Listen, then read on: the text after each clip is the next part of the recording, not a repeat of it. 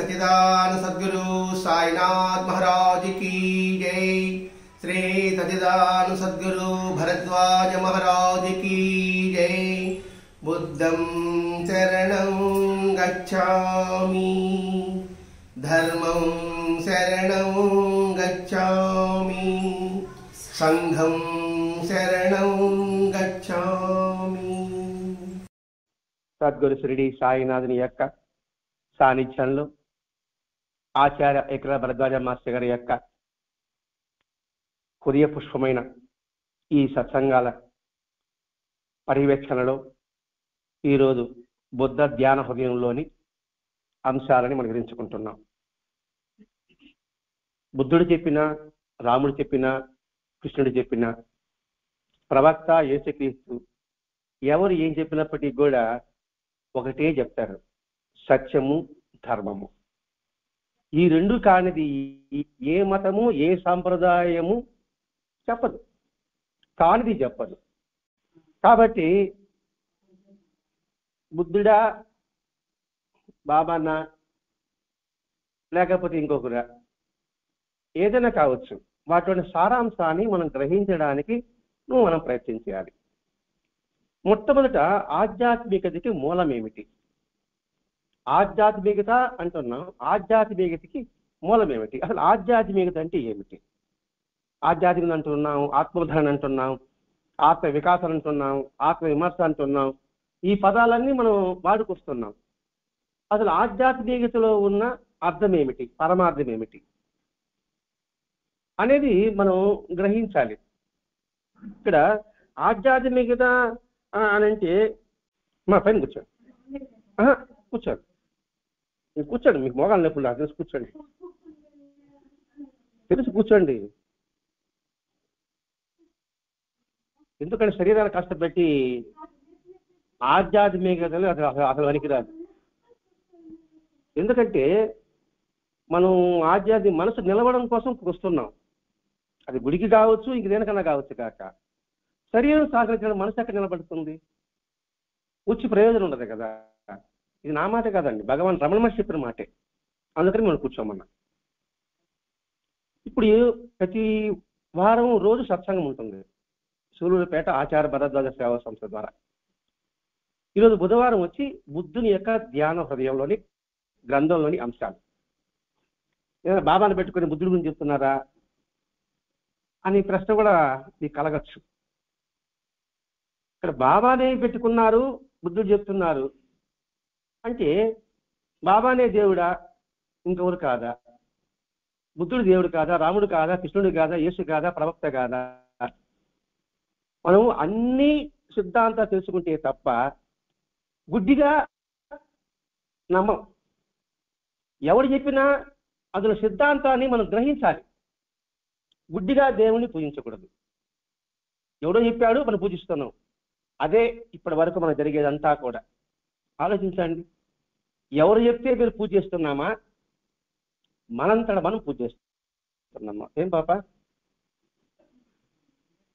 ఎవరైనా చెబితే పూజ చేస్తున్నామా? మనమే పూజ చేస్తున్నాం. మీరే పూజ చేస్తున్నారు. ఓకే, రావి చెట్టుకి యాప్ చెట్టుకి ప్రదర్శన చేస్తుంటారా? చెట్టుకి ఇప్పుడు ప్రదర్శన చేయలేదా బాబా? ఎక్కడ కాదు, మీరు చెట్టుకు చేస్తున్నారా లేదా? ఎందుకు చేస్తున్నారు? చెట్టుకి ఏం ప్రాజెక్ట్, ఎందుకు చెట్టు చేయాలి? మిమ్మల్ని ప్రశ్నించడానికి రాలే నేను, తెలియజెప్పడానికి వచ్చింది. సత్సంగం అంటే ఏంటంటే ఏదో బాబాని కొలవండి, మొక్కండి, టెంకాయలు కొట్టండి, మీకు పిల్లకాయలు పుట్టారు, ఉద్యోగులు వస్తుంది, కానీ బాబానే పూజించండి అని చెప్పడానికి నేను రాలేదు. అసలైన జీవిత సత్యం తెలపాలని భరద్వాజ మాస్టర్ ఈ చూసా చిన్న విన్నారు. ఈ పేరు ఆయన చెప్పిన విధానం ఇది. అంతేగాని స్తబ్దుడిగా కూర్చోమని చెప్పలేదు. ఎందుకంటే స్వామి వివేకానంద ఏమన్నాడు? లేవండి మేలుకోరండి. ఈ పదం విన్నారు ఎప్పుడన్నా? ఎందుకన్నాడు ఆ పదాన్ని? నిశ్చేతగా ఉండకూడదు, నిశ్శబ్దంగా ఉండకూడదు, మట్టి ముద్దలాగా మన జీవితం ఉండకూడదు. ఆనందంతో ఉండాలి. సుఖంతో కాదు, సంతోషంతో కాదు. సుఖం వేరే, సంతోషం వేరే, ఆనందం వేరే. ఒకటే అంటారా? ఒకటే అనుకుంటాం మనం. సాధ్యం ఒకటే అనుకుంటాం. అంటే మిమ్మల్ని ప్రశ్నించాను, మీరు పారిపోతారు. మళ్ళా ఉండండి, అని మూడు ఒకటే అనుకుంటాం. సుఖం వచ్చి శరీరానికి సంబంధించింది, సంతోషం వచ్చి మనసుకు సంబంధించింది, ఆనందం వచ్చి హృదయానికి సంబంధించింది. ఇవి తెలుసు కూడా మనం చేస్తున్నాం. మనం చెట్టు దగ్గరకు వస్తున్నాం. చెట్టుకి ఎవరు చెప్పారు మీకు? మీ అమ్మ చెప్పుకుంటుంది. ఇంకా అలాంటి పంచే అంటే ఎవరికి నాకైనా అంతే. ఇప్పుడు మనమే ముందుకు ఇట్లేమలే తెలుసుకోవడానికే మానవ జీవితం. లేకపోతే ఎందుకు? మన పశువులమా, పక్షులమా, పురుగులమా? వాటి మనకు జీవించాలనా? పుట్టాము, పెరిగాము, చనిపోవడము, అదేనా నా జీవితము అని ఆలోచించాలి. అది ఏ మహాత్మ చెప్పినా అదే చెప్తున్నాడు. బుద్ధుడనే చెప్పాడు, వివేకానందుడు చెప్పాడు, సాయినాథుడు చెప్పాడు. బాబా చదివారు ఎప్పుడన్నా? బాబా పుస్తకం ఈరోజు చదవలేదా? అందులో బాబా ప్రశ్న వేస్తాడు, నువ్వు ఎందుకు వచ్చినట్లు? పిడకలు ఏరుకోవడానికి అంటాడు. మానవ జన్మకి ఎందుకు వచ్చినట్లు? పిడకలు ఏరుకోవడానికి అన్నాడు. ఎందుకన్నాడు? పిడకలు ఏరుకున్న పదం ఎందుకు వాడాడా? పిడకలు దేనికి ఉపయోగిస్తాము? దీన్ని కాల్చుకోవడం కోసం. అదేనా మీ జీవితం అని ఎందుకు వచ్చినట్టు అన్నాడు. ఇదే మాట భగవద్గీత కృష్ణుడు కూడా చెప్పున్నాడండి. భగవద్గీత అంటే మనకి భయం. ఎవరికి అందరికి భయమే. పుస్తకం మాత్రం ఇంట్లో ఉంటుంది, పూజ మాత్రం చేస్తాం, కానీ అందులో సారాన్ని మాత్రం గ్రహించాం. భగవద్గీత అంటే ఏంటంటే వేదాల యొక్క సారం భగవద్గీత. ఆ వేదాల సారమే భగవానుడు మహావిష్ణువు గోపాలుడైనాడు. గోపాలుడై పాలు పెతికి మన భగవద్గీత అందించాడు. పాలు బాగుంది, తెల్లగా ఉంది, చిక్కగా ఉంది, దాన్ని పూజ చేసుకుంటున్నాం. అది తాగితే ఆరోగ్యమా, పూజ చేస్తే ఆరోగ్యమా? తాగితేనే కదండి, పాలు తాగితేనే కదా, లేకపోతే ఏం ఉపయోగం ఉంటుంది? ఆ భగవద్గీత సారాంశం మనకు అర్థం కాలేదు. అందుకని బాబా దిగొచ్చాడండి. భగవద్గీత సారాంశంలో ప్రతి ఒక్క అంశము కూడా అందులో ఏ శ్లోకం ఏం అర్థం చెప్పాడో అవన్నీ కూడా మన బాబా దగ్గర కనిపిస్తుంది. మరి ఇప్పుడు బుద్ధుడు చెప్పుకుంటున్నారు అంటే బాబా చెప్పింది ఇంకెవరు చెప్పారా, లేదా బాబా కొత్త సాంప్రదాయం అనే ఆలోచన వచ్చేస్తుంది మనం. ఇప్పుడు అనేక మంది దేవుడు ఉన్నారు, రాముడు, కృష్ణుడు ఉన్నాడు, అందరూ ఉన్నారు కదా, సుబ్రహ్మణ్య స్వామి నాయకుడు అందరూ ఉన్నారు. మరి ఇప్పుడైతే బాబాని పూజించాలి మనం అని ప్రశ్న వేసుకున్నాం. ఎప్పుడన్నా వేసుకోలే. మళ్ళీ చెట్టు కాడికి వస్తాం, అది మర్చిపోతాం. మళ్ళీ ఇక్కడ వాళ్ళు ఎవరు చెప్పారు పూజ చేస్తారు, అదే బాబాలు ఎవరు చెప్పారు పూజ చేస్తున్నాం. బాబాలు ఎందుకు పూజ చేస్తాం కూడా ఎవరికి తెలియదు. ఏదో బాబా శ్రీరం దేవుళ్ళలాగా అనుకుంటున్నాం. చెట్టుని ఎందుకు పూజించాలి? మన కార్బన్ డైఆక్సైడ్ తీసుకుంటున్నారు, ఆక్సిజన్ ఇస్తుంది, అవునా కాదా? మరి దాన్ని పూజించిన అవసరం లేదంటారా? మీ పిల్లలు అడిగారు అనుకోండి, ఏం సమాధానం చెప్తారు మీరు? నేను మా పిల్లలు నేనే సమాధానం చెప్తాను, ముటికేసి తిరగమంట. వాడికి అనుమానంగానే ఉంటుంది. ఇలా చెప్పి చూడండి. మీరు 11 ప్రదర్శన చేయమని చెప్తే వాళ్ళు 120 ప్రదర్శన చేస్తారు థ్యాంక్స్ కోసంగా.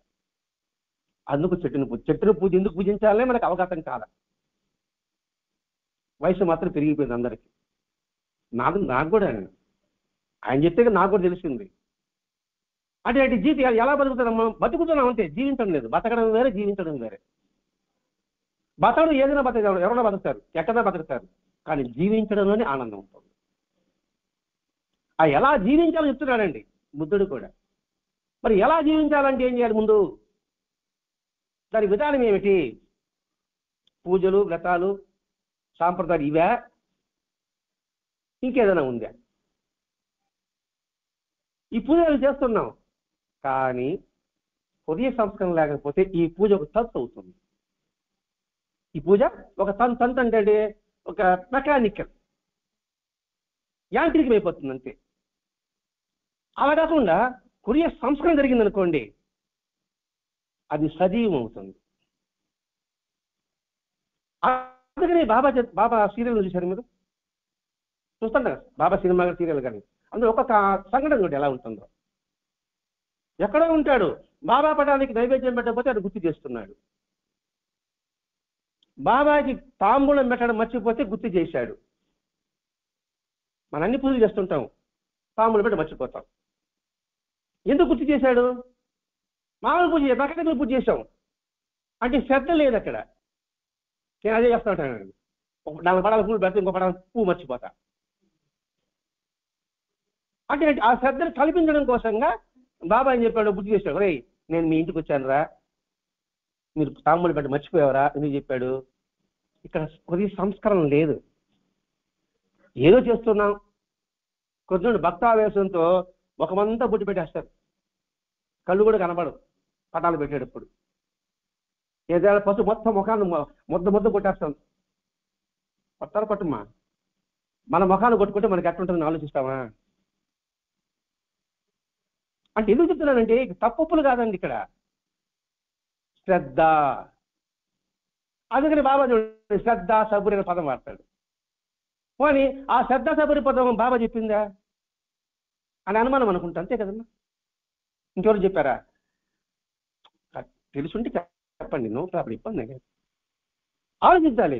శ్రద్ధ చెప్పింది ఎందుకు చెప్పా, భగవద్గీతలో సారాంశమే బాబా చెబుతామని. శ్రద్ధావాన్ లభతే జ్ఞానం. ఎవరు చెప్పింది? కృష్ణుడు చెప్పింది మాట. శ్రద్ధ ఉంటేనే జ్ఞానం లభిస్తుంది అని చెప్పాడు. అది చెప్తే మనకు అర్థం కాదు కాబట్టి బాబా శ్రద్ధ అని చెబుతూ ఆ పట్టణ నొప్పులను మర్చిపోయేదని గుర్తు చేశాడు.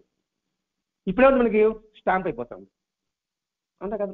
ఇప్పుడు చెట్టు ఎలా పూజ చెప్పినప్పుడు మీకు పొద్దున స్టాంప్ అయిపోయింది. ఆ శాశ్వతమైన విధానాన్ని అందించడమే బాబా అవతరణాన్ని. అదే ఇక్కడ హృదయ సంస్కరణ అని వస్తుంది ఈరోజు సంఘం. ఇక్కడ హృదయ సంస్కరణ లేకపోతే నువ్వు ఏది చేసిన నిష్ప్రయోజనము. హృదయ సంస్కరణ పెద్ద ఏం కాదండి. కృష్ణతులాభరం మనం సినిమా చూసాం, కృష్ణతులాభరం. కృష్ణుడిని నా అవసరం చేసుకోవాలని సత్యభామ నిలువెత్తు బంగారం పోస్తుంది. అన్నీ తెలుసు మీకు, కాబట్టి గుర్తు చేస్తున్నా అంతే. నిలువెత్తు బంగారం పోస్తుంది, తూగాడా? ఏదో తూగాడు, తులసి దళంతో పూజాడు. అంటే ఇది అక్కడ హృదయ సంస్కరణ ఉందా లేదా? అంటే బాహ్యమైన పూజలంతా కూడా తంతే. మన హృదయంతో మనసుని పుష్పాలు సమర్పించి ఆయన పొందిపోతాడండి. దానికి ఒక రుక్మిణి ఒకటే కాదండి, శబరి ఎంగిలిపడి రాముడు పెట్టింది కదండి. సినిమాని చూసాం, కథల సంఘం పక్కన పెడతాం, చదవలేదు మనం. అట్లాగే భర్త కన్నప్ప ఏం చేశాడు? కన్నిచ్చాడు. చెప్తాను అంటే ఆయన ఏమైనా పెద్దగా చదువుకున్నాడా? దేవాలయకి వెళ్ళాడా? శాస్త్రాలు చదివాడా? మనం శివలింగం అంటాం, అతడు శివుడు అన్నాడు. అయితే కన్య ఎలా ఇస్తాడండి? మనం ఎప్పుడైనా శివలింగమైన పదం అంటాం, పటం అంటాం, విగ్రహం అంటాం. మరి చూసి అదే మాట్లాడతాం. విగ్రహము పటము ఇదే పదాలు వాడతాం. వాళ్ళు అట్లా మాట్లాడరు, శివుడు అనే పదం వాడతారు. మరి ఆ విధమైనప్పుడు కన్నప్ప ఎక్కడున్నాడు? కాళహస్తిలో. శివుడు ఎక్కడున్నాడు? చూసారా భక్తుడికి ఎంత ప్రాధాన్యత ఇస్తున్నారు? ఆ హృదయ సంస్కరణ కావాలని. ఎందుకంటే ఆ హృదయ సంస్కరణ లేని, ఎందుకనంటే ఈ సమాజం ఇలా ఉండడానికి కారణం ఎవరు? హెచ్చు తగ్గులుంది ఉన్నాయి కదండి, అల్లర్లు ఉన్నాయి, మోసాలు ఉన్నాయి, దౌర్భాగ్యంగా ఉన్నాయి. కారణం ఏమిటి? అదే మనం ఆలోచించడం లే, ఇతర నెడుతున్నాం. వాటికంతా కారణము వ్యక్తి యొక్క జీవితం నమూనానే. నమూనా అంటే ఎగ్జాంపుల్, మీకు అర్థమవుతుందమ్మా? నమూనా అంటే ఎగ్జాంపుల్. వ్యక్తి యొక్క నమూనా సమాజం. ఈ వ్యక్తి బాగున్నాడు అనుకోండి, సఫలం అనుకోండి, సమాజం దానితో బాగుపడుతుంది. సమాజం అంటే ఎవరు? మనుషులమే. సమాజం సపరేట్గా ఉందా? ఈ వ్యక్తి మారాడు, ఈ వ్యక్తి మారాడు, ఈ వ్యక్తి మారాడు, ఈ వ్యక్తి మారాడు అనుకోండి, ముందు కుటుంబం మారుతుంది. తద్వారా ఏమవుతుంది? ఈ కుటుంబం నుంచి పక్కన వాళ్ళు మారుతారు, ఆ తర్వాత పక్కన వాళ్ళు మారుతారు, మొత్తం సమాజం అంతా మారుతుంది. మరి ఈ సమాజం అల్లకల్లో ఉన్న కారణం ఎవరు? వ్యక్తి అవునా ఇంకేనా? ఏదైనా మొట్టమొదటి అడుగుతే ప్రారంభమవుతుందండి. మరి ఆ వ్యక్తి, అందుకే ఏ మార్పైనా ముందు మనలో నుంచే రావాలి. మనం ఏం చేస్తాం? ఎదుటి మార్పు మనం ప్రయత్నం చేస్తాం. నేను మార్పు రాకుండా మీలో మార్పు రావాలని ప్రయత్నం చేస్తే ఎలా ఉంటుందండి? హాస్యంగా ఉంటుంది. నేను మారు, మీరు మాత్రం మారాలంటాను. ఇప్పుడు నేను సమాజం అలాగే ఉంది. అందుకే ధర్మ ప్రచారం అంటారు కదండి. ధర్మ ప్రచారకుడు అంటే ఎవరు? ధర్మ ప్రచారకుడు అంటే ఎవరు? మీ భాషలో చెప్పండి తల్లి. ఎందుకు అది మిమ్మల్ని అడుగుతున్నానంటే, ఏదో ఆ పిలిచింది సుశీలమ్మ వచ్చి తీసిపోతాం, వాళ్ళతో బాడుకున్నాం కాబట్టి అది అనుకోవడమా? లేదు, ఆయనకు వచ్చి దానికి వినే ఫలితం ఉంది అని భావించడమా? అందుకు తట్టి లేపడం. దేని మిమ్మల్ని కాదు, మీ ఆలోచన. ఇప్పుడు ధర్మ ప్రచారం ఉంటుంది కదండి. ఏంటి ధర్మ ప్రచారం అంటే?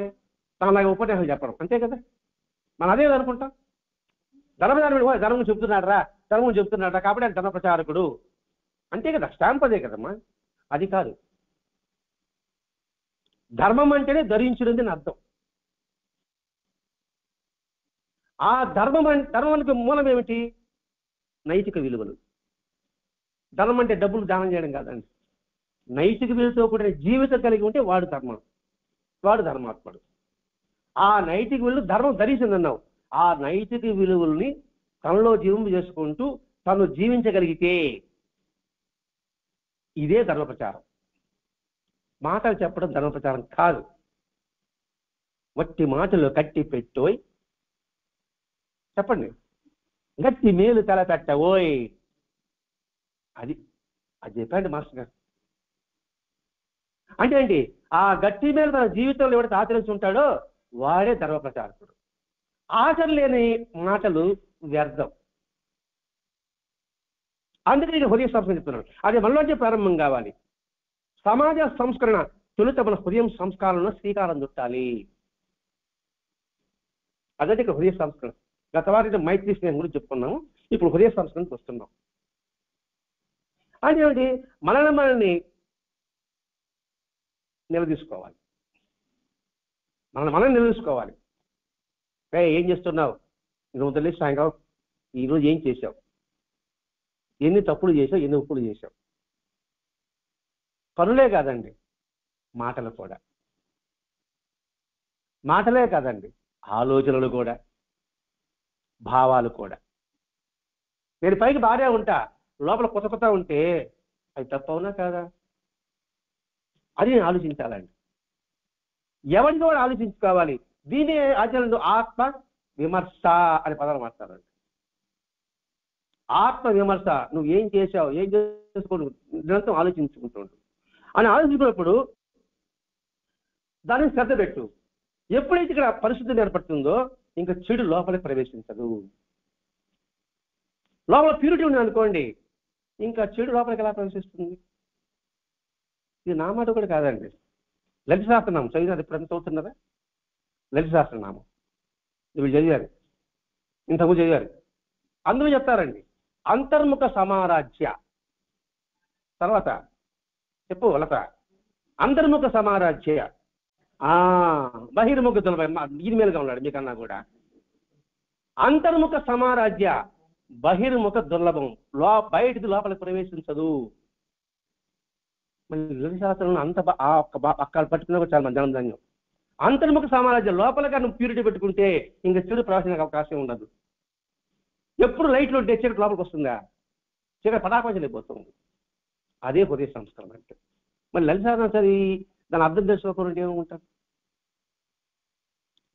అందుకే ఇక్కడ మెకానికల్ యాంత్రికంగా చేయకూడదు ప్రతి ఒక్కటి జీవితం కూడా. ఇప్పుడు అందరి మీరు ఎలా ఉన్నారు అని అడిగారు మిమ్మల్ని. ఇప్పుడు సవాల్ చెప్పండి, మీరు ఎలా ఉన్నారని.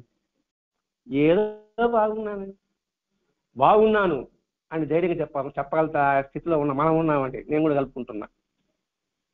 బాగున్నామని ధైర్యంగా చెప్పలేకపోతున్నాం. విధి లేక గతి లేక జీవితాన్ని గడుపుతున్నాం. అందరండి స్పెసిఫిక్గా మిమ్మల్ని ఉద్దేశించి చెప్పడం లేదు ఇక్కడ. లేదు, నేను ఆనందంగా ఉన్నాను. ఆనందానికి చిహ్నం ఏంది? కష్టం అనిపించదు, దుఃఖం అనిపించదు, అన్నీ పాజిటివే. వాడు ఆనందంగా ఉన్నట్లు లెక్క. అన్నీ పాజిటివ్ తీసుకుంటాడే వాడు ఆనందంగా ఉన్నట్లు లెక్క. మరి అన్నీ పాజిటివ్ తీసుకుంటున్నావా? కాదండి, పాజిటివ్గా తీసుకోవడం లేదు, నెగిటివ్గా ఆలోచిస్తున్నాం. యథార్థాన్ని గ్రహించడం లేదు. ఏం పెద్దగా దీనికి తలపొరలు కట్టుకోపడలేదండి. రాత్రి 10 గంటలకు మీకు ఫోన్ వచ్చింది అనుకోండి, మీకు నెగిటివా పాజిటివా? అదొకటి చాలు, మనం ఎలా బతుకుతామో తాకతాక. అందుకు లివ్ ఇన్ ప్రజెంట్, వర్తమానంలో ఉండు అంటాడు భరద్వాజ మాస్టర్ గారు. మనం గతం గురించి బాధపడతాము, భవిష్యత్తు గురించి భయపడతాము. వర్తమానది ఆస్వాదించలేకపోతున్నాం. వర్తమానం ఆచరించేవాడు నిరంతరం ఆనందంగా ఉంటాడు. అదండి ఇక్కడ చెప్తున్న విషయం. ప్రతి ఒక్కటి కూడా ఈ సత్సంగం యొక్క ప్రయోజనమే అదేనండి. బాబా భజన చెప్పుంటారు మీకు అందరికి వీళ్ళు, అంతే కదా. బాబా అంటే బాబా భజన రండి అదే చెప్పుంటారా? సత్సంగం చెప్పుంటారు. బాబా భజన కాదండి ఇక్కడ. భజనకు ముందు భజన ఎందుకు చేయాలి మనకు అర్థం చేయాలి కదండి. ఆయనకు తెలియకుండా ఏం భజన చేస్తారు? ప్రేమ స్వరూప అంటాము. ఏందో ప్రేమ స్వరూప అని, ప్రేమ స్వరూప నా ముద్ర రావాలి కదండి. ఉంటే హృదయం నుంచి ప్రేమ స్వరూప అంట, లేకపోతే నోటితో అంట, అంతే కదా. నోటితో అంటే ఏం ఉపయోగం ఉంటుంది? హృదయం అనాలి. భక్త వత్సల అంటున్నాం అంటా కదా. మరి భక్త వత్సల అంటున్నాం, భక్తుడి పట్ల వాత్సల్యం కలిగిన వాడు అర్థం. మరి వాత్సల్యం అంటే అర్థం కాదు. భక్త వత్సల అన్నామండి, వాత్సల్యం అంటే ఏంటి? వాత్సల్యం అని పదం వాడేసినాము. ఏమిటి వాత్సల్యానికి అర్థం? ప్రేమగా చూసుకోవడం. అయితే మనకు తెలిసిన అర్థాలు అవేనండి. ఎందుకంటే మనం పైనే ఉన్నాం, మనం పూర్తిగా వాటి విషయాన్ని గ్రహించలేకపోతే అది బలరాజు మరి కొట్టుకునేది అదే, అది కొట్టుకునేది అదే. తెలుసుకోండిరా, తెలిసి చేయండి అన్నాడు వివేకానంద. ఏం చెప్పాడు అదే చెప్పాడు బలరాజు మాస్టర్ కూడా. వాత్సల్యము అనే పదం వాడతారు. వాత్సల్యం పదానికి మనకి బాగా గుర్తేదంటే అమ్మ. అమ్మ చూడండి, బిడ్డ మురికిగా ఉంటే సరే, మొట్టమొదట యుక్త వయసులో అమ్మాయిని తీసుకున్నాం. వాళ్ళ అక్కకి పెళ్ళి అయింది. పెళ్ళి అయిన తర్వాత వాళ్ళకి బిడ్డ పాప పుట్టింది. వాళ్ళ అక్క ఇంటికి వెళ్ళింది. ఆ బిడ్డ చిన్న బిడ్డ ఎట్లుంటుందా, ఒంటెలు బాగా ఏందక అసహించుకుంటుంది అనమాట. ఎవరో చెల్లెలు. తన పెళ్ళి అయిన తర్వాత చూస్తారు కదా, అది మురికి అనిపి జరిగింది. దీనికి ఇంకా అవసరం చెప్పుకోవాలంటే ఆవు దూడ. ఆవు ఇంతది కదండి, దూడ వస్తుంది కదండి. గమనించారు ఎప్పుడన్నా? దూడకి మాయం అంటుకుని ఉంటుంది. దాన్ని ఏం చేస్తుంది ఆవు? తన నాలుగుతో మొత్తం మురికంతా లాగేస్తుంది. అది వాత్సల్యం. భగవంతుడు భక్తుడి యొక్క మురికంతా తీసేస్తాడు. అందుకని భక్త వత్సలుడు. అంతే కదా, సద్గురువు మళ్ళీ అజ్ఞానం తొలగిస్తున్నాడు కదండి, మళ్ళీ మురికి తొలగిస్తున్నాడు కదండి. అది భక్త వత్సలుడు. ఎంతటి అర్థం ఉందని. అదే హృదయ సంస్కరణ అవుతుంది. బుద్ధ ధ్యాన హృదయం, సత్సంగ బుద్ధ ధ్యాన హృదయం, బుధవారం కాబట్టి దానికోసం ఇప్పుడు వచ్చామన్నమాట ఇక్కడ. కాబట్టి దీని పట్ల దాని లోపల ఏం జరుగుతుందో దాని గురించి నిరంతరం గమనించు, శ్రద్ధ వహించారు వచ్చిందండి. దానికి లలితాశ్లోకం చెప్పుకున్నాం. అంతర్ముఖ సమారాజ్య బహిర్ముఖ దుర్లభ అని వస్తుంది. దాని అర్థం ఇప్పుడు చదివారు, చెప్పమంటే ఆలోచిస్తున్నారు దాని అర్థం ఏందని. అంటే మెకానికల్ చదివేస్తున్నాం. అందులో ఒకటి పట్టుకుంటే చాలండి. లలితాసనం కావచ్చు, భగవద్గీత కావచ్చు, లేదా వెంకట సుప్రభాతం కావచ్చు. మరి పట్టుకుని మెకానికల్ చేస్తున్నాం. ఇంకా హృదయ స్థాపన ఎలా ఉంటుందండి? ప్యూరిటీ లేకుండా ఏం చదివే ఉపయోగం ఉంటుంది? ఇప్పుడు వెంకట సుప్రభాతం చూస్తున్నారు. ఫస్ట్ సుప్రభాతం ఏంది? అది కౌసల్య సుప్రజ రామ పూర్వ సంధ్యా ప్రవర్తతే. తర్వాత ఉత్తిష్ట, చెప్పండి మీకు తెలుసు కదా. ఉత్తిష్ట రాధోల, లాస్ట్ గుర్తుపెట్టుకోవాలి మనం. కర్తవ్యం దైవమాహినికం, అది గుర్తుపెట్టుకోవాలండి. విశ్వామిత్రుడు ఎక్కడ, ఎవరు చెప్పింది? విశ్వామిత్రుడు రామాయణంలో రాక్షసుడు సంబంధించి తొడుకొని పోతా ఉంటాడు, నిద్రపోతారు వీళ్ళు. తెలాడుతుంది కదా. చూడండి అక్కడక్కడ సూత్రం చూడండి, నిద్రపోయేవాడిని తట్టి లేపకూడదు గబక్కని. అందుకని భగవంతుడి నామాన్ని వినిపిస్తుందో లేపాలి. నిద్ర లేపేదాంట్లో కూడా సూత్రం ఉందండి. అందుకని ఏసాడు కౌశల్య సుప్రజారామ, కౌశల్య కుమార సుప్రజ నిద్ర మేలుకో. దేని మేలుకోవాలి? కర్తవ్యం దైవమాహికం. రే రాష్ట్రం చంపడానికి లేదా అని చెప్పలే ఆయన. రాష్ట్రం చంప మా యజ్ఞాన్ని కాపాడాలి అని చంపలేదు, లేపలే. కర్తవ్యం దైవవాహినికం అన్నాడండి. కర్తవ్యం అంటే ఏంటి? నీ కర్తవ్యం ఏమిటి? ఇప్పుడు దేనికొచ్చావు నువ్వు? దానికి వచ్చావు. దైవవాహినికం అంటే అది భగవంతుడు ఇచ్చిన పనిగా భావించు. ఎంతటి అర్థం ఉందండి అందులో. ఏదో ఊరికి వచ్చావు కాదు, నీకు ఇచ్చిన పని భగవంతుడు ఇచ్చిన పని. ఆ ఒక్క పెట్టుకున్నావు అనుకోండి, మనకి ప్రతి పని భగవంతుడు ఇచ్చిన పని భావించాలి. నా కర్తవ్యం ఏది, ఎవరి కర్తవ్యం ఏమిటి, ధర్మం ఏమిటి, దాన్ని పాటించడం భగవంతుని యొక్క ఆజ్ఞగా మనం చూసుకోవాలి. ఇదే హృదయ సంస్కరణ గురించి అంటే. ఏదో మాట జీవితంగా ఉండి ధర్మంగా ఉండి నీ ధర్మం ఏమ ధర్మమ్మా, ఏదో అన్యాయంగా ఉన్నది, ఏం ధర్మంగా ఉంటామండి, వాళ్ళు బ్రహ్మాండంగా ఉన్నారు, మేము అలా కింద ఉన్నాము, ఇదే ఆలోచన వస్తుంది. వాడు బురదొచ్చాడు, మనం బురదొస్తామా అని ఆలోచన రాదు. చెప్తామండి, మీరు ముందు పోతున్నారు, నేను ముందు పోతాను, నేను బురదొక్కిపోయాను, అదే దాని మీరు వస్తారా? పక్కకు పోతాం లేదా? ఇది మాత్రం అది చెప్తాం. ఉదాహరణ ప్లాస్టిక్ కవర్లు అండి. ప్లాస్టిక్ కవర్ ముందు ఫ్యాక్టరీ బంద్ చేయమని చెప్పండి అంటాను. ఫ్యాక్టరీ బంద్ చేయము, దాని గతి లేదు కానీ మమ్మల్ని కవర్లు వాడుతుంటావా? అదే కదా బాధపడేది. అంటే ఆలోచించామనుకోండి, ప్లాస్టిక్ కవర్ వల్ల భూమి ఇంకదు, కొన్ని సంవత్సరాలు ఉంటుంది, వర్షం పడింది, నీళ్ళు ఇంకాలి కదండి, నీళ్ళు భూములు ఇంకితే కదా మనకు బోర్లో నీళ్ళు వస్తుంది, నదుల్లో నీళ్ళు ఉంటుంది అని ఆలోచన రాదు. ఇప్పుడు నీళ్ళే కొంటాను సర్టిఫికెట్లో నీళ్ళు ఎవరు కొనేట్టు కనపడలేదా, కొంటా ఉండాలి. తర్వాత గాలి కొనే పరిస్థితి మనకి ఏర్పడుతుందండి. మన తర్వాత సిలిండర్లు పెట్టుకోవాలి ఈపులో, కరోనా ఎలా ఇబ్బంది పడ్డా ఇబ్బంది పడతారు అని ఆలోచించుకోండి. మనం మానేస్తే వాడి తయారట చేస్తాడండి. అట్లా అనుకో, మనం నెపం వాడి మీద నెట్టేస్తాం.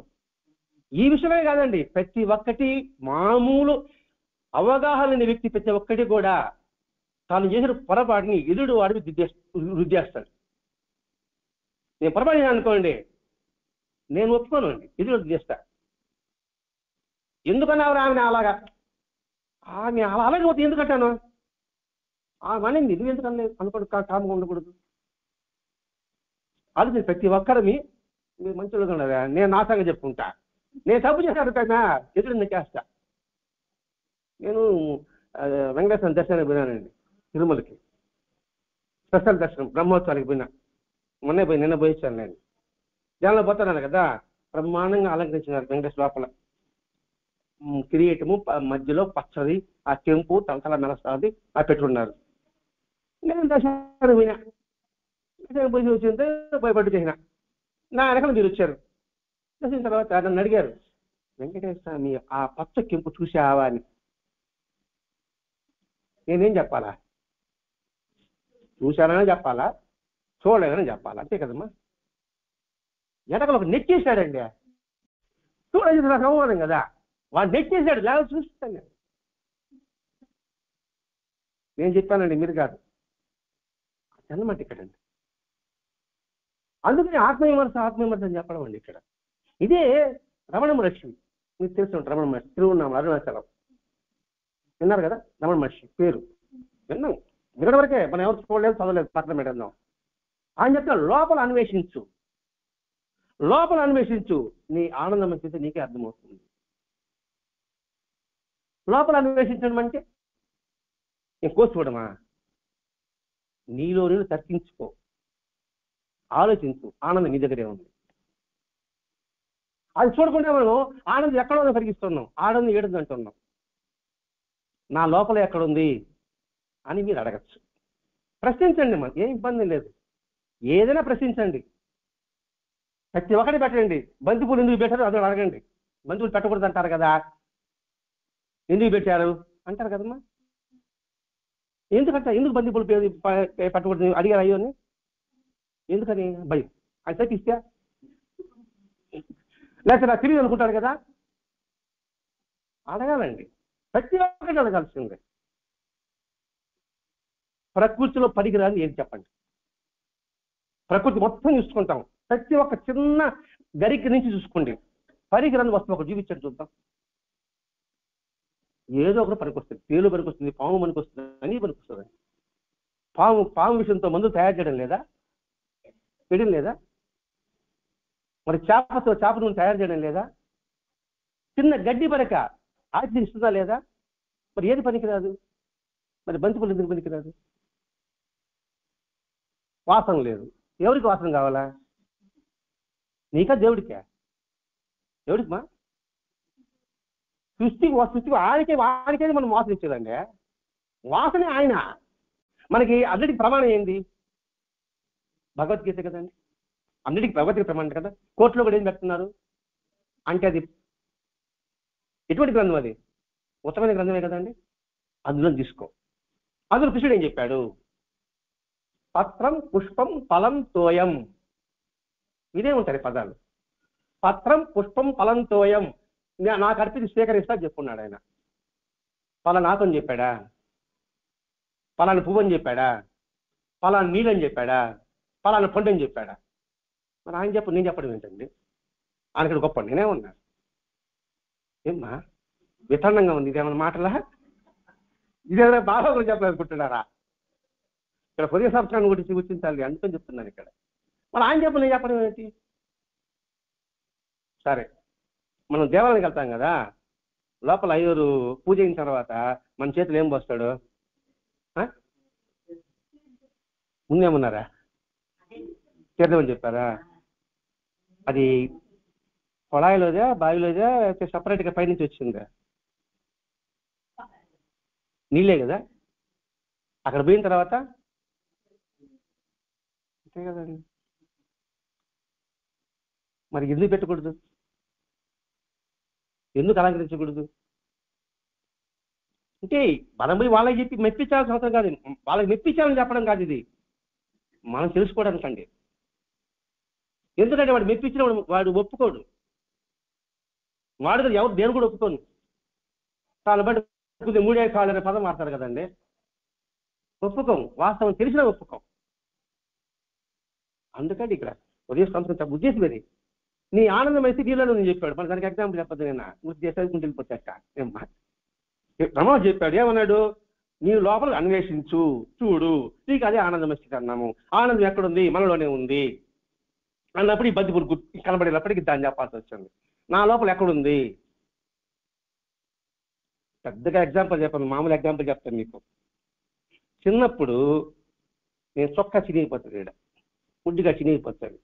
మా తాత ఉన్నాడే గురుమూర్తి సత్యుడు ఉన్నాడు, ఆయన కూడా మిషన్లో కొట్టాడు, చేత్తో గుట్టి చేసుకోమంటాడు. ఏడస్తా పోయినా.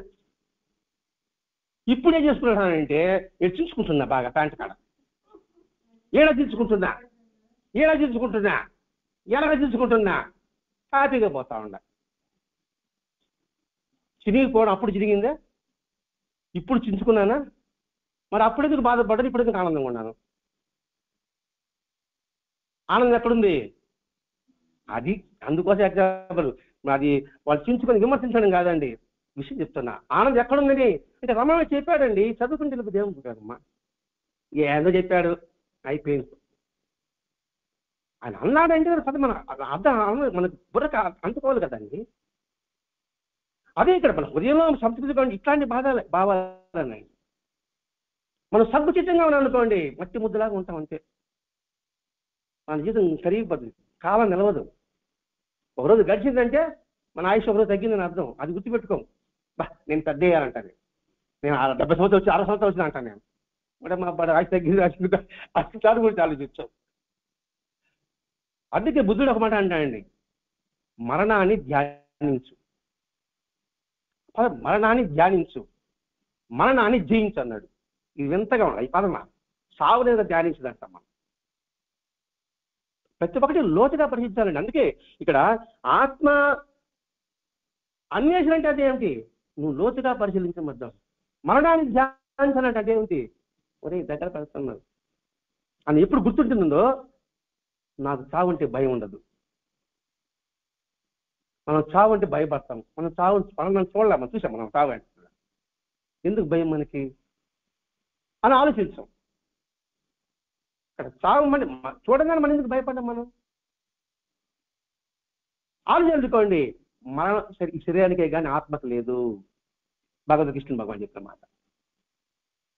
శరీరమికే పతనం, ఆత్మకి పతనం ఉండదండి. ఆత్మను అగ్ని కాలచదు, నీరు తడపదు, ఖడ్గంతో అది కటింగ్ చేయబడదు అని గీత చెప్తారు కదండి. అది వస్తుంది అన్నమాట. అందుకని నిరంతరము దాన్ని గుర్తుపెట్టుకో. ఎట్లా గుర్తుపెట్టుకుంటామండి అని కూడా మీరు అడగచ్చు. ప్రతి ఒక్కదానికి ఇక సమాధానం ఉంటుందండి. ఎగ్జామ్స్ రాస్తాం మనం, ఇప్పుడు రాస్తాం కదా ఎగ్జామ్లో 3 గంటలు అంతే కదా. లాస్ట్లో వార్నింగ్ బెల్ ఉంటుందా? వార్నింగ్ బెల్ ఎన్ని నిమిషాల ముందు ఇస్తాడు? ఒక 5 మినిట్స్ ముందు అనుకోండి. ఇప్పుడు ఏం చేస్తామా? కొట్టుకోవేసి అన్ని చూసుకుంటాం కదండి. అయితే ఏమిటి 5 నిమిషాల్లో ఏమో రెడీ చేస్తాం కదండి. లేకపోతే వేస్తాడా? తిరిగి వేస్తాడు. మనకి ప్రతి క్షణము వార్నింగ్ బెల్. అర్థమైందా?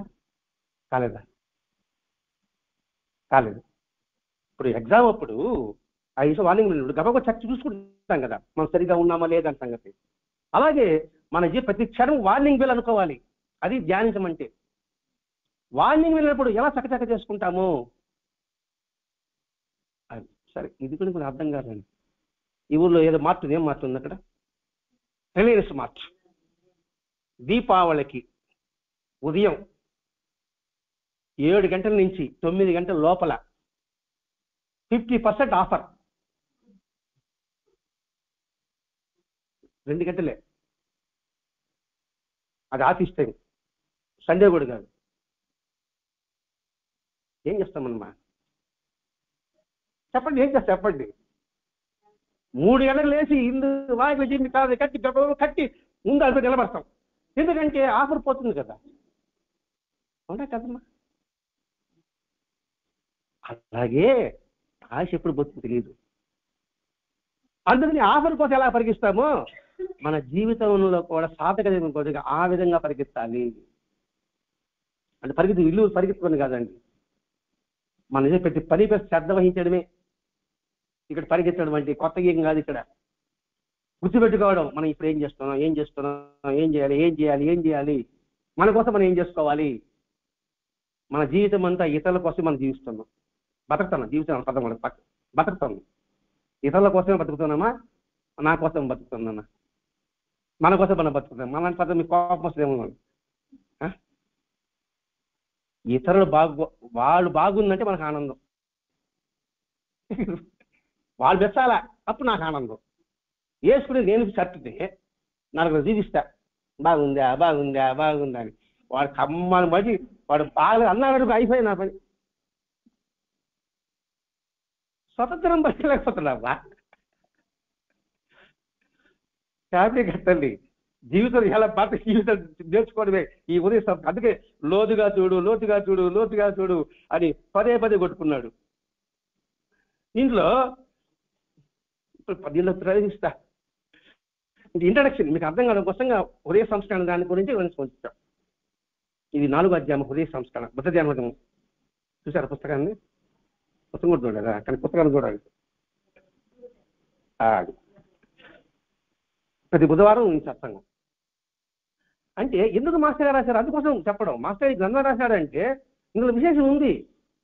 లేకపోతే ఆయన రాయడేనా? ఒక గ్రంథం పుస్తకం రాయాలంటే ఎంత కష్టం అండి. ఒక పాంప్లెట్ రాయాలంటే 10 సార్లు చించి పారేస్తాను నేను. సర్ది చూసుకునేసి. ఎందుకు అందించాడు? అందుకోసం ప్రతి బుధవారం సత్సంగం పెట్టుకుంటున్నాం. పోయిన వారం మైత్రి సూత్రం కూడా చెప్పుకున్నాం. అంటే బుద్ధుడు చెప్పిన మైత్రి సూత్రం కూడా చెప్పుకున్నాం. ఇక్కడ మైత్రి అంటే ఏంటి? స్నేహము. స్నేహంలో ఎన్ని రకాలు ఉన్నాయి? స్నేహంలో స్నేహితుడు అని ఉంటారు కదండి, మిత్రుడు అని అంటారు కదండి. 2 ఒకటేనా? మిత్రుడు స్నేహితుడు 2 ఒకటే, వేరేనా? ఒకటే. మన అవగాహన అంతే. 2 వేరు. విస్తరణంగా చెప్తా అనుకోబాకండి. అందులోని ఆణిముత్యాలు బయట లాగాలి. ఒక్కొక్క పదంలో, ఒక్కొక్క వాక్యంలో. సముద్రంలో ముత్యాలు ఉన్నాయి, ఊరికే దొరుకుతుందా? ఎంత లోతుగా వెళ్తే దొరుకుతుందా? ఒక పదంలో కూడా అట్లా ఉంటుందండి. మిత్రుడు అడిగితే సహాయం చేసేవాడు. స్నేహితుడు మన అవసరాన్ని తెలుసుకొని చేసేవాడు. తేడా ఉందా లేదా? అబద్ధం చెప్తున్నానా? ఆలోచించండి, తప్పైతే చెప్పండి. మిత్రుడు అడిగితే చేసేవాడు. స్నేహితుడు మన అవసరాన్ని తెలుసుకొని చేసేవాడు. ఇప్పుడు మనకు నిజమైన స్నేహితుడు ఎవరు? మనకి నిజమైన స్నేహితుడు ఎవడు? అది. కాబట్టి ఫ్రెండ్షిప్ డే రోజు ఎక్కడికి పోవాలి? మనం ఎవరి ఇష్టమేమో అక్కడికి పోవాలి. మన అవసరాలు తెలుసుకుని. భగవంతుడి రూపం కాదండి, భగవంతుడు అంటే రాముడా కృష్ణుడా కాదు. భగవంతుడు అంటే పంచభూతాలే భగవంతుడు. భూమి భగవంతుడు, నీరు భగవంతుడు, గాలి భగవంతుడు, అగ్ని భగవంతుడు, ఆకాశం భగవంతుడు. ఈ 5 కూడా మనం అడిగితే ఇస్తున్నారా, మన అడగకుండా ఇస్తున్నారా? ఆ మైత్రి సూత్రమే బుద్ధుడు చెప్పడం. ఆ మైత్రి సూత్రం కావాలంటే ప్రేమ ఉండాలి, అంతే కదండి. ఆ ప్రేమ అంటే అర్థం ఏంటి? ఆశించేది ప్రేమ కాదు. ప్రేమ అంటే త్యాగం. నేను ప్రేమిస్తున్నానండి అనగానే ఆమె గారి అబ్బాయి గారి బదులు అయితే ఏదో చేయడం, యాసిడ్ పోయడమో ఏది చేయడం చేస్తున్నాం. అదేం ప్రేమ అండి? ప్రేమ అంటే త్యాగం. అది త్యాగం పంచభూతాలు చేస్తున్నాయి.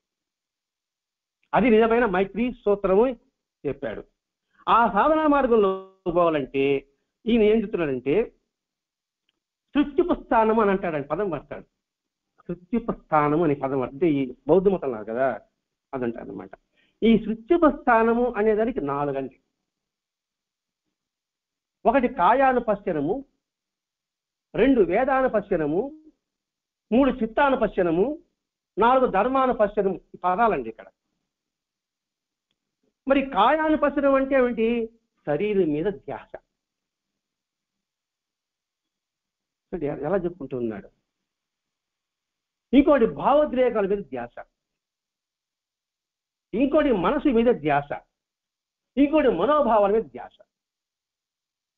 ఈ 4 ద్వారానే నిజమైన మైత్రి స్నేహం చేయవచ్చు, నిజమైన భక్తి భావం కలిగి ఉండవచ్చు. ఇక్కడ భక్తుడి అని ఎలా ఎలా నిర్దేస్తామండి? నేను భక్తుడిగా మారాను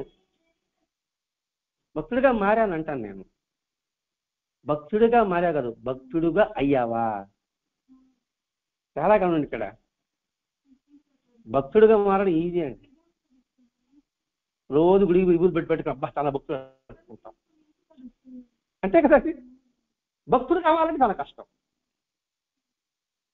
తేడా ఉందాక అనుమానం గమనించేది. భక్తుడిగా మారడం సులభం ఈజీ. వేషం మార్చాలంటే భక్తుడే, కానీ భక్తుడు అవ్వాలంటే దానికి లక్షణాలు ఉన్నాయి. చాలా కష్టం. భక్తుడుగా అవ్వాలంటే చాలా కష్టము. నీ సాధనా మార్గం ఎలా ఉందా, నిన్ను ఎలా మార్పు వచ్చింది కాదు, నువ్వు ఎలా అయ్యావో చూసుకోవాలి మనం. మన భక్తుడి నిర్వచనం ఏంటి? భక్తుడేనని స్టాంపు మనం ఎలా చెప్పగలము? లక్షణాలు, భక్తులకు లక్షణాలు ఏమిటి అంటే మీకు తెలిసి చెప్పటండి, ఏం కాదు. భక్తుడిని మనం ఎలా నిర్ధారించగలము అంటే ఇప్పుడు 4 లక్షణాలు ఉంటాయండి. వంగడం, లొంగడం, కట్టుబడి ఉండడం, సర్వసమర్పణ చేయడం. ఈ 4 ఎవరికైతే ఉంటారో ఈ 4 కూడా అనండి, ఒకటి లేకపోయిన భక్తుడు కాదు. ఈ 4 ఉన్నవాడు భక్తుడు. మరి ఈ 4 వీడిలో లేదు.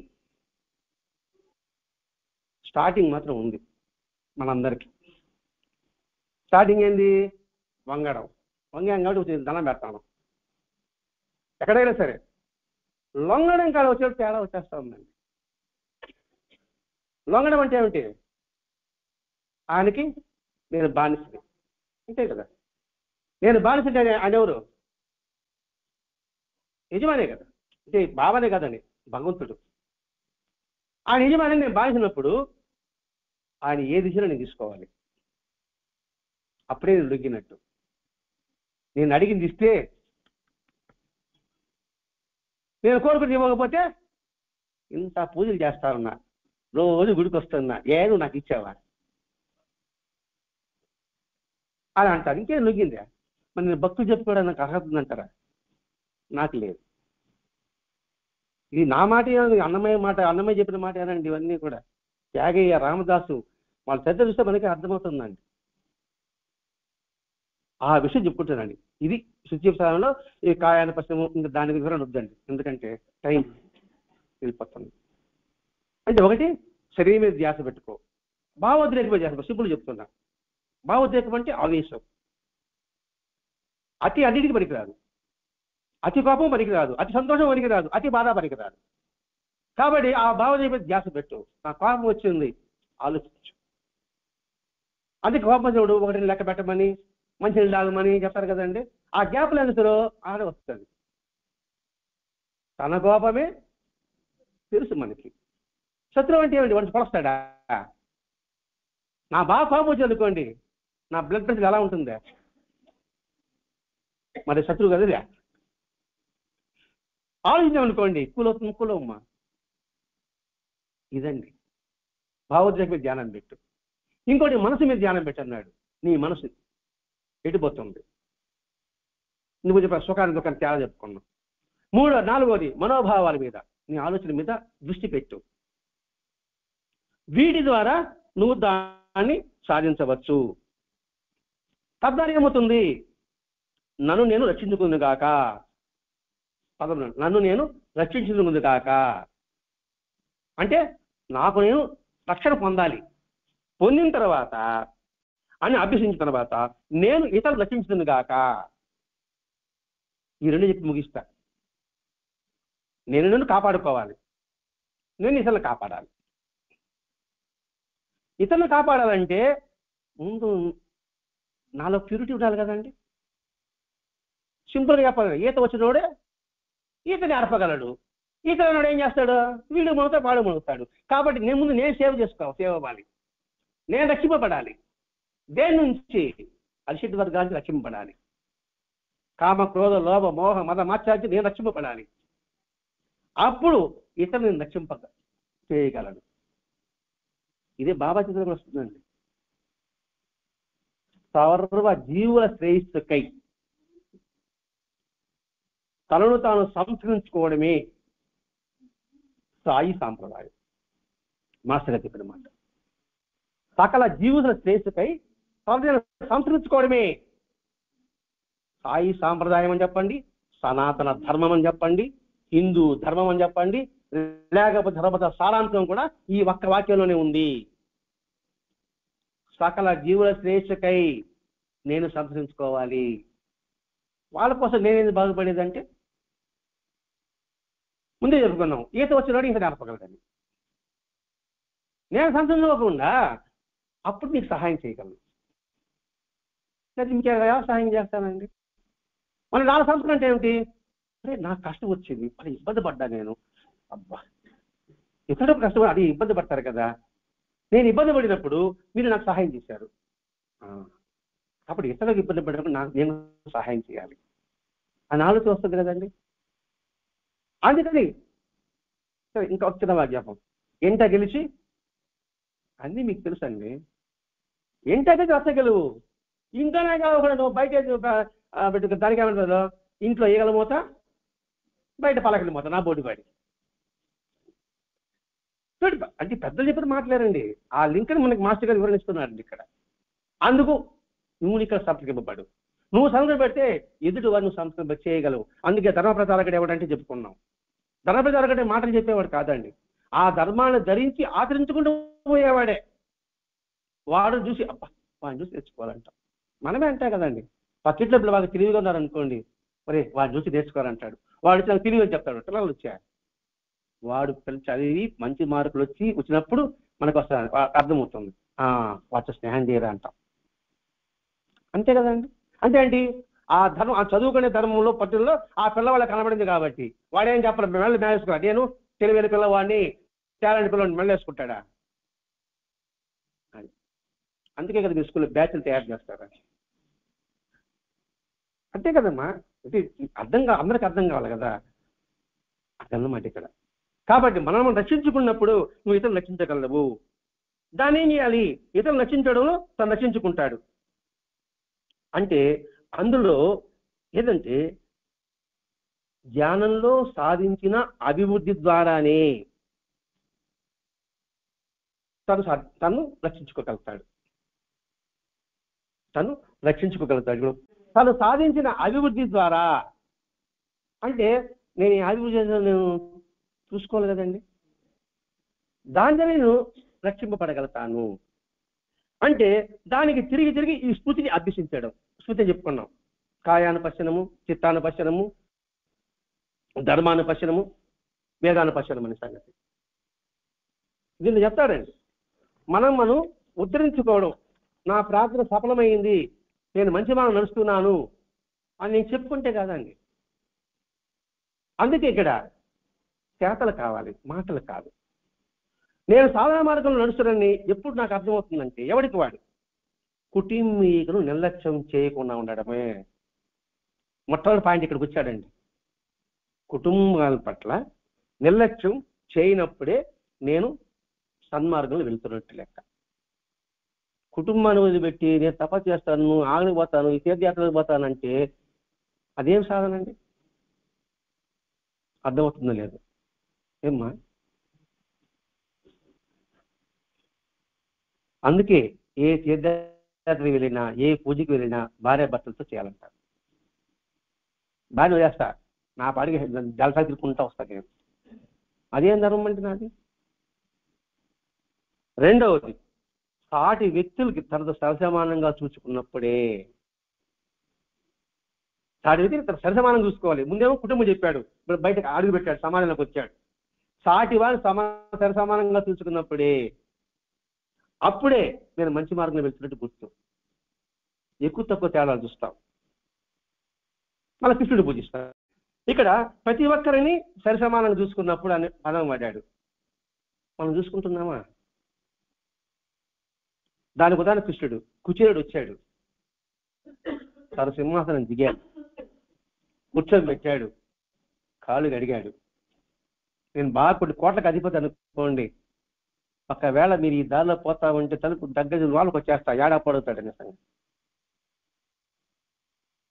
మళ్ళీ నేను మాత్రం సత్సంగా చెప్తా ఉంటాను, నేను చేసుకుంటూ ఉంటాను. అందుకే సాటి జీవుల శ్రేయస్సు కోసం పదం వాడాం. అది చెప్పడం కోసమే బాబా కుక్కలు, పిల్లిలు, భిక్షగాడిలో మళ్ళీ బాబాకి వస్తాం లింకు అని చెప్పడం ఉద్దేశం. అది ఒరే, సాటి జీవుని హింసిస్తే నన్ను హింసించినట్లేరు బాబా చెప్పాడు. దాన్ని ప్రేమగా చూస్తే నన్ను ప్రేమగా చూసినట్టు బాబా చెప్పాడు. ఒక్క వాక్యం ఉదాహరణ చెప్పుకోవాలి కదండి. ఇదే బైబిల్ ఏం చెప్పాడు? నువ్వు ఎలా ప్రేమించుకుంటావో అలాగే నువ్వు ఇతరులను ప్రేమించాలన్నాడు బైబిల్లో. మరి ఈ వాక్యంగా వాళ్ళు గుర్తుపెట్టుకుంటే మనం సైతాన్ని అంటారు వాళ్ళ. ఏమ్మా, బైబిల్ చెప్పిన వాక్యమే కదా, మన కొత్త వాక్యం చెప్పలేదు. ఏది ఏం చెప్పాడు? నువ్వు ఎలా ప్రేమించుకుంటావో అదే ఇతరులను ప్రేమించాలన్నప్పుడు దాని అర్థం ఏంటి? మీ నన్ను తిరిగి నాకు ఎలా ఉంటుంది? బాధ కదా. మరి మిమ్మల్ని ఎలా చెప్తాను, మీరు బాధపడతారని. అందుకే ఖురాన్లో భగవంతుడు ప్రవక్త ఏం చెప్పాడా? భగవంతుడు ఎక్కడుంటాడంటే కంటనాల కంటికి దగ్గరగా ఉంటాడంట మనకి. అందుకే హృదయ స్థానంలో ఉంటాడని చెప్పాడు ప్రవక్త. మరి హృదయంలో ఉన్నాడంటే భగవంతుడు కాదా? యాడున్నాడండి? చూపించండి, నేను ఆంజనేయ చూపించడానికి ఉన్నాడు. ఎలా ఉన్నాడు? మన ప్రయత్నం లేకుండా గుండె కొట్టుకుంటా ఉంది. మన ప్రయత్నం చేస్తున్నామా? గుడికి లేదు. మన ఉచ్ఛ్వాస నిశ్వాస మన ప్రయత్నం లేకుండా జరుగుతూ ఉంది. మన తిన్న ఆహారం మన ప్రయత్నం లేకుండానే అరుగుదల చేసి రక్తంగా మార్చి కిప్పిని బయట పంపి శక్తిని నరనరాలకు అందిస్తుంది. 72,000 నాడులు అంటారు దీంట్లో, 72,000. ఒక్కసారి గుండె రక్తం పంపింగ్ చేస్తే దాదాపు ఎన్నో మైలు చెప్తారండి మన శరీరంలో. అంతవరకు ప్రయాణం సాగుతుందట, అన్ని నరాల ప్రయాణం సాగుతుంది. మరి అక్కడ ఉన్నవాడు ఎవడు? దేశాలు ఉన్నాడని చెప్పేశాడు కదా అంటే దానికి వివరణ ఇవ్వాలి కదా. నేను ఇక్కడ కన్ను రెప్ప మన ప్రమేయం లేకుండానే చూడండి, మన తటాన్ని ఉంటున్నామండి, అలా గాలి వస్తే పక్కన అయిపోతుంది, పడిపోతుంది, కంటికి రక్షణగా ఉంది. అందుకే కంటికి రెప్పలా కాపాడుతున్నాడు పదం వాడతాం. కానీ నేను అర్థం తెలుసుకోలేకపోతున్నాం. ఇంకా కన్ను చూసి ఉపయోగిస్తున్నా మన డస్ట్ అంతా పోతుంది కదా. ఇప్పుడు కళ్ళు నిద్రపోతున్నాం, ఆ కంటిలో చీమ దోమ దూరకుండా ఆ ఎంటుకుతోండి ఇలా షేప్లో ఉంటుందండి. గమనిస్తే ఇప్పుడు ఇలా ఉంటుంది. అంటే అలా ఉన్నప్పటికీ అదొక గేట్ తెరలాగా లోపలికి ఏది ప్రవేశించలేదు. అది ప్రవేశిస్తే బలపరిస్తే ఏంటి? మళ్ళీ డస్ట్ అంతా ఒక పక్కకి చేస్తూ ఉంది. ఉదయాన్నే ఇలాంటి వచ్చేస్తా ఉంది. ఈ చేసేవాడు ఎవడు?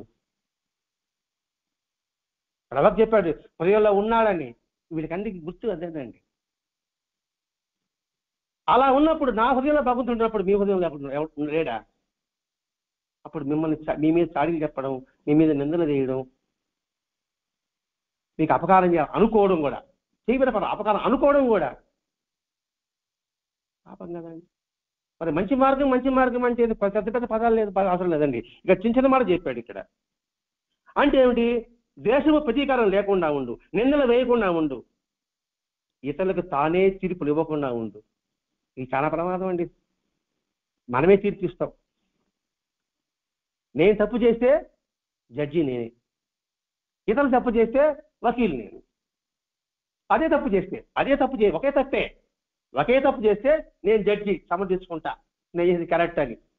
ఆ తప్పే మీరు చేశారనుకోండి, వాదిస్తా. అర్థం కాలేదా ఏమ్మా? కాబట్టి ఉదాహరణ చెప్దాం, ఇంకంతకు కాదా. అందుకని తీర్పు ఇవ్వక, అందుకేనండి తెలుసుకుని చెయ్యి. తెలుసుకోకుండా మనం నింద వేసేస్తాం. నేను మీ ఇంటికి వచ్చానండి, పిల్లలు ఉన్నారా? బాబు ఉన్నాడు అనుకోండి, మీరు కొడతా ఉంటారు, కొట్టాలండి అని ఆమె చెప్తా. ఎందుకు కొట్టారు మీరు? కోపమా? వాడు బాగుపడలే కదా, వాడు శిక్ష ఇచ్చారు మీరా? శిక్షనే కదా, అది తెలుసుకోవాలి నేను. అదే అండి ఒడ్డు మీద కొట్టింది అంటారు పైన. ఇదండి మనం ఏం చెప్పాలి. పెద్దగా ధ్యానము యోగము చెప్పలేదండి ఆయన. ముందు మనం సంస్కరించుకో. మా ఇంట్లో సంగతి చెప్తారండి. మా ఇంట్లో నేను మామూలు అరుచుకుంటా కొట్టుకుంటా ఉంటాం. అప్పుడు టీవీ సౌండ్ పెద్దగా పెట్టేస్తా. పక్కింట్లో కలదనుకోండి, మా టీవీ సౌండ్ తగ్గించేస్తా. నా సంగతి చెప్పుకుంటానండి, అది టీవీ తట్టారండి. కాబట్టి ఇతరుల మనసులో ఏ సంతోష దుఃఖాలను పొందకుండా ఉండగలరు. మన వల్ల ఎదుటి వాడికి బాధ కలగదు, మనసు నొప్పించకూడదు. మాట చాలా తోటలా కడ పెద్దదండి. పూర్తిగా ఇంకా గంటల పట్ట ముగిచేస్తా. మాట చాలా తోట అంటే తెలుసు కదా, గన్లో పేలుతుంది, అది శరీరం చనిపేస్తుంది. మాట వాడు జీవించే కాలం సంపదనే ఉంటుంది. అవునా కాదండి?